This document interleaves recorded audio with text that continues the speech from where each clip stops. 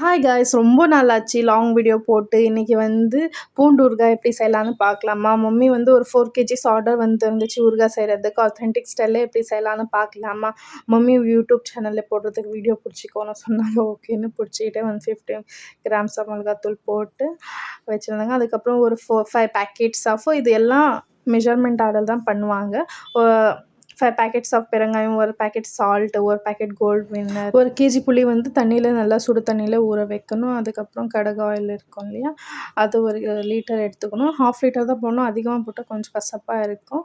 4 KGs of garlic வந்து அரைச்சி வச்சிடணும். அதுக்கப்புறம் வந்து வெந்தயம் வந்து ஒரு 50 கிராம்ஸ், கொஞ்சம் முன்ன பின்ன இருக்கலாம். கடுகு ஒரு 100 கிராம்ஸு எடுத்துகிட்டு நல்லா ஒரு பேக்கெட்டு கோல்ட் வின்னர் வந்து போட்டு நல்லா சூடானதுக்கப்புறம் அதில் கடுகு போட்டு வச்சுக்கணும். கொஞ்சம் கடுகு நல்லா இதானதுக்கப்புறம் அந்த சட்டி வந்து கொஞ்சம் கீழே அடுப்புலேருந்து கீழே வச்சு அதில் வந்து மிளகாத்தூள் போட்டால் தான் அது வந்து நார்மல் இருக்கும். அதிலே வச்சு போட்டோன்னா அது கரைஞ்சிடும். கரைஞ்சால் வந்து அந்த கலர் வந்து வராது, ஊறுகாயோட கலர்.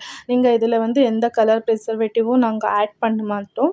அது ஆஸ் யூஷுவல் அதில் வர கலர் தான். அது எப்படி வரும்னா, நாங்கள் ஆயில் கொஞ்சம் சூடாகி கடுகு போடுவோம் இல்லையா, அந்த டைமில் வந்து அதில் வந்து மிளகாத்தூள் போட்டால் எப்படி கலர் இருக்குது பாருங்களேன் நீங்களே. அதுக்கப்புறம் வந்து அரைச்சி வச்ச கார்லிக் எவ்வளோ இருக்கும், 4 கேஜிஸ் வந்து ஃபஸ்ட்டு 2 கேஜிஸ் போட்டு கொஞ்சம் கொஞ்சம் இது கிண்டிட்டு, அதுக்கப்புறம் இன்னும் மிச்சம் 2 கேஜிஸும் போட்டு நல்லா கிண்டிட்டோம். அது நல்லா அதுக்கப்புறம் என்ன பண்ணணும், 4 கேஜிஸ் இப்போ வந்து கார்லிக்னால் 2 லிட்டர்ஸ் ஆஃப் வாட்டர் அதில் போடணும். அது சட்டி ஃபுல் ஆகிடும், கொஞ்சம் தான் இடம் இருக்கும். அவ்வளோ தண்ணி ஊற்றினா தான் அது நல்லா கொதிக்க வச்சு நல்லா இது பண்ணால் தான் அந்த ஸ்மெல் எல்லாம் போய் அது ஹாஃப் ஆகிடணும். அது நல்லா கொதித்து ஒரு பாதி ஆனதுக்கப்புறம் அதில் சுகர் 500 கிராம்ஸ் ஆஃப் சுகர், கொஞ்சம் புளி, 1 கேஜி ஆஃப் புளி நாங்கள் சுடு தண்ணியில் போட்டு வச்சுருப்போம்ல, அதை அரைச்சி இல்லைன்னா நல்லா மசிச்சு அதில் நல்லா இதானதுக்கப்புறம் கார்லிக் நல்லா கொதிக்கிறப்போ அது வந்து சுகர் ஆட் பண்ணி இன்னும் கொஞ்சம் நேரம் நல்லா கொதிக்க வச்சு அதுக்கப்புறம் அந்த புளி வந்து அதில் போட்டு நல்லா கொதிக்க வச்சுட்டே இருக்கணும்.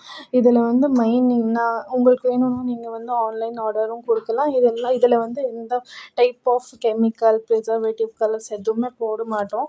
இது ஆர்டர் சடனாக வந்ததுனால வந்து நாங்கள் நார்மல் இப்படியே செஞ்சு போடுறோம். அதர்வைஸ் புளியும் பாருங்கள், புளி 1 கேஜிஸ் ஆஃப் புளி போடணும், அதில் 1 கேஜி போடணும்.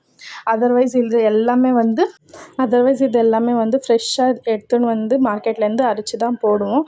கிளைண்ட் இல்லை எங்களுக்கு நார்மலாக செஞ்சு கொடுங்கன்னு சொன்னதுனால அப்படி செஞ்சோம். அதுக்கப்புறம் பெருங்காயம் வந்து அது அங்கேயே அடுப்புலேயே வச்சு சூடு பண்ணிவிட்டு அப்படியே போட்டுட்டோம். அதுக்கப்புறம் வெந்தயம், கடுகு அந்த பவுடர் இருக்கும் இல்லையா, அது எப்போவுமே வந்து லாஸ்ட்டில் தான் போடுவோம். அப்போ தான் இது நார்மல் இந்த ஸ்மெல் எல்லாம் வரும், அவ்வளோ இதாகாது. ஃபஸ்ட்டு வந்து கார்லிக் நல்லா கொதிக்க வச்சா தான் அந்த ஸ்மெல் எல்லாம் போகும். அது ரொம்ப நாள் ஸ்டே பண்ணணும். நீங்கள் ஃப்ரிட்ஜில் வச்சா நீங்கள் எவ்வளோ நாள் வேணாலும் சாப்பிட்லாம். வெளியில் வச்சா 1 மந்த் அந்த மாதிரி யூஸ் பண்ணலாம். ஏன்னா இதில் எந்த type of preservative chemical use பண்ணாதனால நீங்கள் பார்த்து நல்லா ஒரு ஜாரில் வச்சு கை போடாமல் யூஸ் பண்ணிங்கன்னா ரொம்ப நாள் வரும். உங்களுக்கு வேணும்னா நீங்கள் எனக்கு டிஎம் பண்ணுங்கள், நான் உங்களுக்கு ஷேர் பண்ணுறேன். இன்னும் நிறைய டைப்ஸ் ஆஃப் ஊறுகாஸ் எல்லாம் சேல் பண்ணுறோம். உங்களுக்கு வேணும்னா நீங்கள் டிஎம் பண்ணுங்கள். உங்களுக்கு இந்த வீடியோ பிடிச்சிருந்தா லைக் பண்ணுங்கள், ஷேர் பண்ணுங்கள், மறக்காமல் சப்ஸ்கிரைப் பண்ணுங்கள். ஓகே.